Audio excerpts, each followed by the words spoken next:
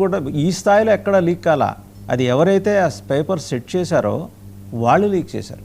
వాళ్ళు రాజస్థాన్ కోటా ఉంది రాజస్థాన్లో. మనకి గుంటూరు ఒకప్పుడు ఎడ్యుకేషన్ హబ్, తర్వాత నెల్లూరు, ఆ తర్వాత హైదరాబాద్, ఇప్పుడు కోటాకి షిఫ్ట్ అయింది. ఆ కోటాలో ఉన్న ఈ అరాచక శక్తులు వీళ్ళందరూ కలిసి చేసింది. బ్యూరోక్రసీ ఇన్వాల్వ్మెంట్ లేదు ఇందులో, లేకపోతే మినిస్ట్రీ ఇన్వాల్వ్మెంట్ లేదు. సరే, ఎనీహౌ ఫైండ్ అవుట్ చేశారు, వాళ్ళని తీసుకొచ్చారు, they were caught and they were sent to jail.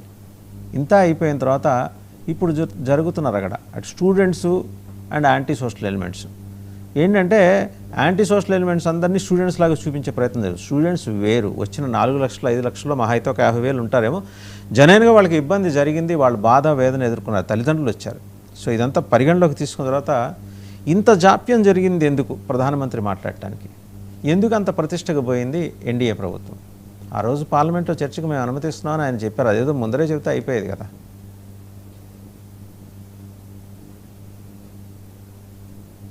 Anand Sagar గారు మ్యూట్లో ఉన్నారు మీరు. ముందుగా మీకు ప్యానల్ ఉన్న పెద్దలకి నమస్కారం సార్. మీ వాయిస్ చాలా లోగా వచ్చింది, నాకు సరిగ్గా వినిపించలేదు. ఏదో ఒక ప్రశ్న అడగండి సార్, నాకు వినపడేలాగా వినిపించలేదు సరిగ్గా. వాయిస్ వినిపించట్లేదా? ఒకసారి ఇంకోసారి చెక్ చేసుకోండి మీ టెక్నికల్గా, మీకు అక్కడ ఏమన్నా ఇబ్బంది ఉందా? ఇప్పుడు ఓకేనా? మీ వాయిస్ బాగా లోగా వినిపించింది. ఒకసారి పీసీఆర్ విల్ ప్లీజ్ అడ్రస్ అండి. ఓకేలాగా ఓకే. సో అక్కడ ఏదో ప్రాబ్లం ఉన్నట్టుంది. ఏంటంటే ప్రధానమంత్రి మాట్లాడారు, విద్యార్థులు సంఘ విద్రోహ శక్తులు ఇద్దరిని వేరువేరుగా చూసి మనం ఈ వ్యవహారం గురించి మాట్లాడాలి. ఎందుకంటే వచ్చిన 4 నుంచి 5 లక్షల మందిలో మహా అయితే ఒక 40,000 నుంచి 50,000 మంది స్టూడెంట్స్ ఉంటారు, లేదా వాళ్ళ తల్లిదండ్రులు కూడా ఉంటారు, వచ్చారు కాదంట్లా. బట్ యాంటీ సోషల్ ఎలిమెంట్స్ ఎక్కడి నుంచి వచ్చేసినాయి? ఖతార్ నుంచి, లేకపోతే దుబాయ్ నుంచి ఈ స్విగ్గీ జొమాటోల్లో వీళ్ళకి ఫుడ్ ఆర్డర్సు.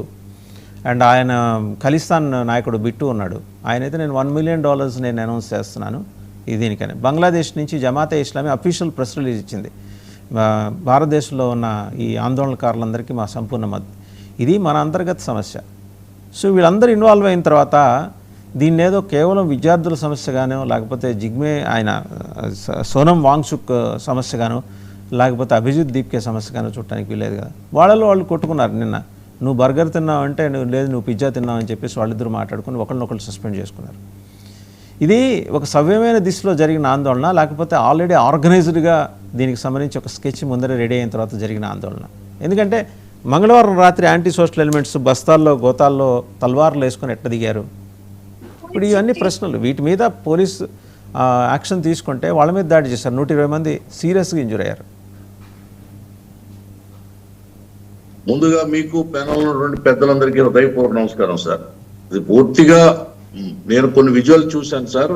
రాత్రి పోలీసులపై రాళ్లతో ఆయుధాలతో దాడి జరగడం అంటే ఖచ్చితంగా దాంట్లో సంఘ విద్రోహ శక్తులు ఉన్నాయి, ఆర్గనైజ్డ్గా అది జరిగింది.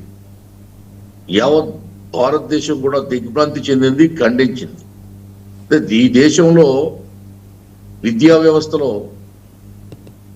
ఎన్ని మార్పులు తీసుకొచ్చినా ఈ ప్రశ్న పత్రాల లీకేజ్ అనేది ఎవరు అరికట్టలేకపోతున్నారు. ఆనాడు రాహుల్ గాంధీ గారు చెప్తున్నాడు, ఏదో 125 సార్లు 192 సార్లు ఇప్పటికి పేపర్లు లీక్ అయినాయి దేశంలో అని చెప్తున్నాడు.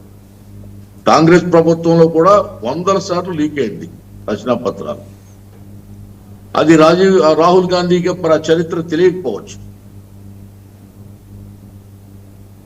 కానీ విద్యార్థులు ప్రశ్న పత్రాల లీకేజ్ పై ఉద్యమించడం హర్షణీయమే. అది వాళ్ళకి అవసరం, ఎందుకంటే ఎన్నో జీవితాలు బలైపోతున్నాయి, ఎందరో నిష్కారణంగా ఫెయిల్ అయిపోతున్నారు, భవిష్యత్తు కోల్పోతున్నారు, ఆశలన్నీ అడియాసలు అయిపోతున్నాయి. ఇటువంటి తరుణంలో విద్యార్థులు స్వచ్ఛందంగా ఆందోళన చేస్తే అందరూ స్వాగతించవచ్చు. కానీ కొన్ని పార్టీలు ఇన్వాల్వ్ అయ్యి ఆర్గనైజ్డ్గా మీరు అన్నట్టుగా పక్క పొరుగు దేశాల నుంచి విద్రోహ శక్తులతో మిళితమై ప్రీ ప్లాన్డ్ గా చేయడం అనేది చాలా ఆందోళనకరమైనటువంటి విషయం, ఖండించాల్సినటువంటి అంశం. దేశం జాతీయ భద్రతా విషయంలో చాలా కఠినతరమైనటువంటి నిర్ణయాలు తీసుకోవాల్సినటువంటి అవసరం. ప్రజాస్వామ్యంలో ఉద్యమాలు చేయొచ్చు, పోరాటాలు చేయొచ్చు, విప్లవాలు రావచ్చు, కానీ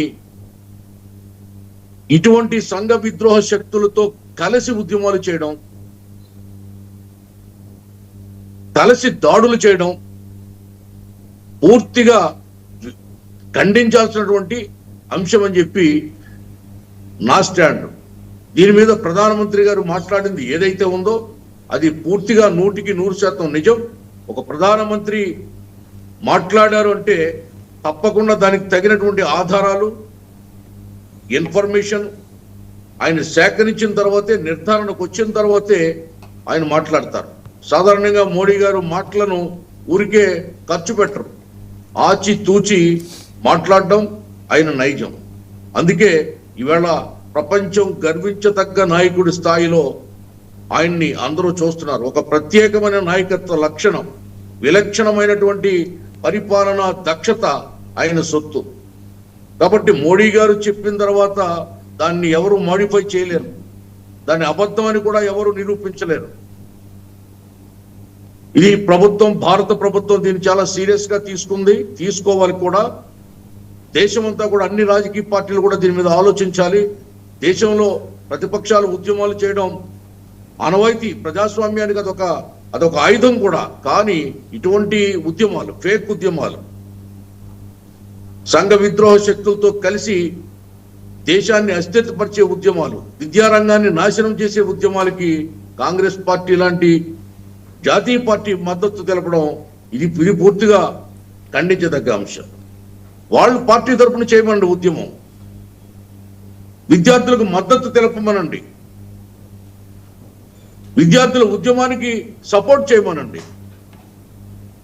అంతేగాని అక్కడ జరిగిన దాన్ని రాహుల్ గాంధీ తప్పుదారి పట్టించే విధంగా మాట్లాడకూడదు.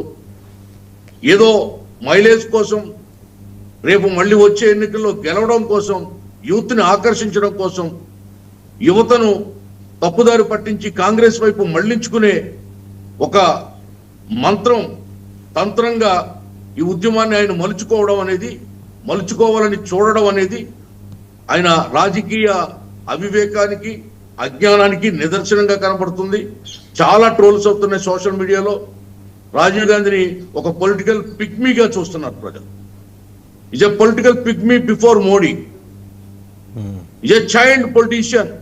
ఆయన బ్రెయిన్ చైల్డ్, ఆ చిన్న పిల్లాడు మనస్తత్వం నుంచి పైకి ఎదగడం లేదు, నాయకత్వ లక్షణాలు ఆయనకి రావడం లేదు, పరిణితి జరగడం లేదు, పరిణామ క్రమంలో ఆయన ఎదగలేకపోతున్నాడు. ఇవన్నీ ఆయన దగ్గర వ్యక్తిగతంగా లోటు పెట్టుకుని కాంగ్రెస్ పార్టీని లీడ్ చేయలేక, కాంగ్రెస్ పార్టీని గెలిపించలేక, దేశంలో కాంగ్రెస్ పార్టీ ఉనికి కోల్పోతున్నటువంటి ఈ సమయంలో ఇటువంటి ఉగ్రవాద వైఖరితో ఉన్నటువంటి కొన్ని సంఘ విద్రోహ శక్తుల్ని, విదేశీ శక్తుల్ని అందులో మిళితమై ఉన్నప్పుడు అక్కడికి ఆయన వెళ్ళడం, దానికి మద్దతు తెలియజేయడం పూర్తిగా దేశం ఖండిస్తుంది. కాంగ్రెస్ పార్టీ కళ్ళు తెరవాలి ఇప్పటికైనా. మూడు సార్లు ఎన్నికల్లో మోడీ గారి చేతిలో ఓడిపోయినటువంటి కాంగ్రెస్ పార్టీ ఎన్ని టక్కుటమార విద్యలు చేసినా, ప్రదర్శించినా, గజకర్ణ గోకర్ణ కథలు, కాశీ మజిలీ కథలు చెప్పినా ప్రజలు నమ్మలేదు. ఎందుకు నమ్మలేదు? మోడీ పరిపాలనలో నిబద్ధత ఉంది.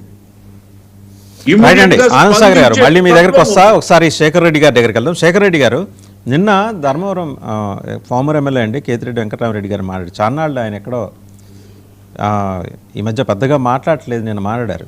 ప్రశ్నించే గొంతు ఏమైంది అని.